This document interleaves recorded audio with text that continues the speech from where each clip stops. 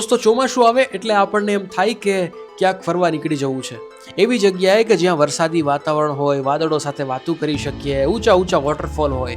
જો આ બધી વસ્તુ તમારે જોવી હોય તો આ વિડીયો તમારા માટે છે. થેન્ક્સ ટુ ગુજરાત ટુરિઝમ કે આપણને આજે મોકો મળ્યો છે સાપુતારાની વિડીયો સિરીઝ બનાવવાનો. તો ચાલો શરૂ કરીએ આજનો વિડીયો. નમસ્કાર દોસ્તો, આપ સૌનું હાર્દિક સ્વાગત છે એક નવા વિડીયોમાં. દોસ્તો આજે આપણે આવી ગયા છીએ ગીરા વોટરફોલ. દોસ્તો ડાંગ જિલ્લાની સૌથી સુંદર અને ભવ્ય જગ્યા એટલે એ છે ગીરા વોટરફોલ. દોસ્તો આ જગ્યા ઉપર 100 ફૂટ ઉપરથી વોટરફોલ પડે છે. આજુબાજુમાં સુંદર મજાની વનરાઈ છે અને આ મનોહર દ્રશ્ય વચ્ચે જે ગીરા વોટરફોલનો નજારો છે કંઈક અલગ લેવલનો છે.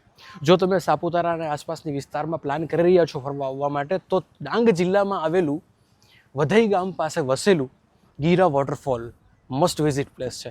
દોસ્તો આજે આપણે આ જગ્યાને ખૂબ જ નજીકથી માણવાની છે. દોસ્તો મેઇન એન્ટ્રી ગેટથી એન્ટર થતાની સાથે જ આપણને આ જગ્યા ઉપર નાના નાના કાઉન્ટર્સ જોવા મળે છે કે જે જગ્યા ઉપર આ જગ્યાની જે મેઇન વસ્તુઓ જે છે, જૂનવાણી વસ્તુઓ છે, આ જગ્યાનું આર્ટ છે, એ બધી વસ્તુ આપણને અહીંયા જોવા મળતી હોય છે. તો આ બધી વસ્તુ માણતા આપણે આગળ જવાના છીએ, તો જોડાયેલા છો તમે વિડીયોમાં. દોસ્તો અત્યારના સમયની વાત કરીએ તો આપણે અત્યારે સમય થયો છે એપ્રોક્સ 8:45 વાગ્યામાં આપણે આ જગ્યા ઉપર પહોંચી ગયા છીએ. હવે આ જે બધા કાઉન્ટર્સ જે છે ને એ ધીમે ધીમે અત્યારે સ્ટાર્ટ થઈ રહ્યા છે, તો આપણે રિટર્નમાં એમની મુલાકાત લેશું. પણ ઇન બિટવીન અત્યારે આ જે મેઇન સ્પોટ છે એ મેઇન સ્પોટ લેવું ખૂબ જરૂરી છે, કેમ કે જો ત્યાં ભીડ થઈ જશે તો આપણને જે શોટ જોઈએ છે ને એ કદાચ નહીં મળે.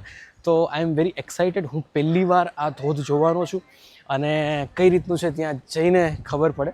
કેમ કે ઘણા બધા વિડીયોઝ આપણે ઇન્સ્ટાગ્રામ ઉપર જોતા હોય, યુટ્યુબ ઉપર જોતા હોય કે ભાઈ આ જગ્યા ઉપર જે ગીરા વોટરફોલ છે બહુ સુપર્બ છે, પણ જ્યારે એ વસ્તુને તમે રૂબરૂ જોવો ને ત્યારે કંઈક ફિલિંગ અલગ લેવલની હોય છે. તો એ જ બસ માણવા માટે જઈ રહ્યા છીએ. જોડાયેલા જો વિડીયોમાં. આજના વિડીયોમાં આપણે ગીરા વોટરફોલ છે એ કવર કરવાના છીએ. અહીંયા આવતાની સાથે જ તમારે એપ્રોક્સ 101 મીટરની આસપાસ ચાલવાનું છે. આગળની બાજુએ પાર્કિંગ છે.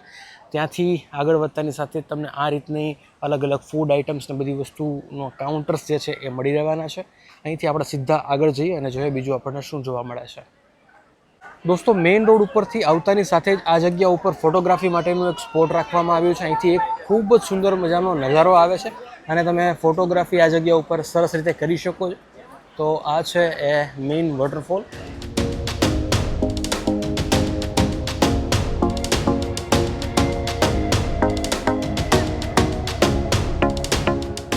દોસ્તો જે ફોટોનો સ્પોટ છે ને ત્યાંથી આ જગ્યા ઉપર સીડી છે. આ સીડીના માધ્યમથી તમે નજીક જઈ શકો છો. તો હવે આપણે જે છે એ વોટરફોલની નજીક જઈ રહ્યા છીએ અને નજીક જઈને આપણે જોઈએ કે આપણને કેવું દ્રશ્ય નજીકથી જોવા મળે છે. બાકી આ જગ્યા ઉપર આવો તો ઘણી બધી ગરમા ગરમ વસ્તુઓ તમને ખાવા પીવા મળી રહેશે. તો એ બધી વસ્તુ પછી લઈએ, પણ પહેલાં અત્યારે જે સામે દૃશ્ય દેખાયું છે તો એ નજીકથી જોવા માટે હું બેતાબ છું. તમે પણ કદાચ આ જગ્યા ઉપર આવશો તમને પણ સેમ વસ્તુની ફીલ થશે કે ભાઈ ગજબ યાર, આ વસ્તુને એમ કહે ને કે શબ્દોમાં વર્ણવવી ખૂબ જ મુશ્કેલ પડે. તો અત્યારે જઈ રહ્યા છીએ આપણે નજીકથી વોટરફોલને માણવા માટે. દોસ્તો આ જગ્યા ઉપર જ્યારે આપણે આવીએ ને ત્યારે કાકડી છે, ટમેટા છે, એ બધી વસ્તુ સિવાય એક આ નવીન વસ્તુ મને જોવા મળી છે.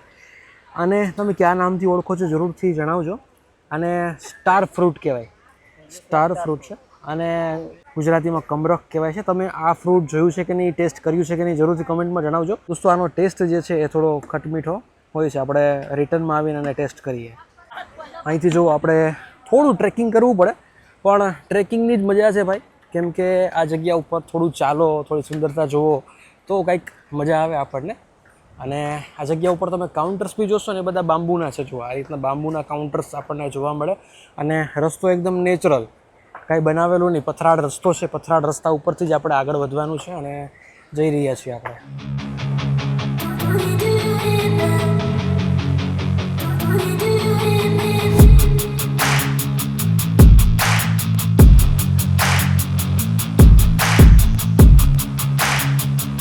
ગીરા ધોધ ઉપર આજે આવ્યા છીએ ને તો અહીંનું લોકલ ફૂડ ટ્રાય કરવું ખૂબ જરૂરી છે.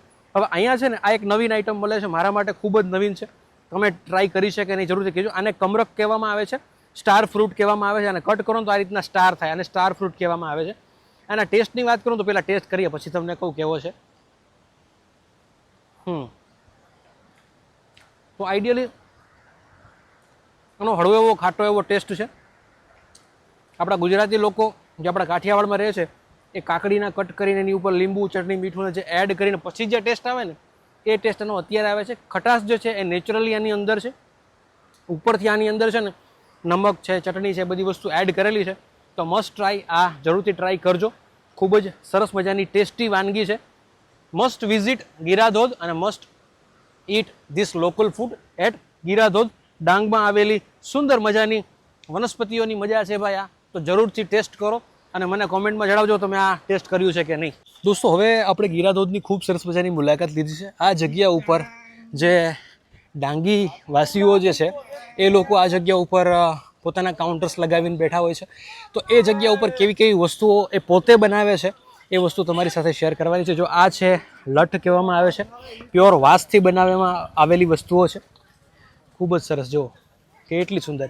અને આ છે તીર કામઠું છે, જો તીર બધા રાખેલા છે. તો આ જે છે એ ડાંગની જે મેઇન વસ્તુ છે એ કહેવાય છે. ખૂબ જ સુંદર જગ્યા. અને આ બધી વસ્તુઓ જો આ જગ્યા ઉપર આપણને ગિલોર પણ જોવા મળે. વાહ, ઘણી બધી વસ્તુઓ જે છે એ આ જગ્યા ઉપર આ પોતે લોકો બધું બનાવતા હોય છે અને આ જગ્યા ઉપર સેલ આઉટ કરતા હોય છે. આ જો આ રીતનું ફૂલ પણ છે અહીંયા. ખૂબ સરસ મજાનું છે ભાઈ.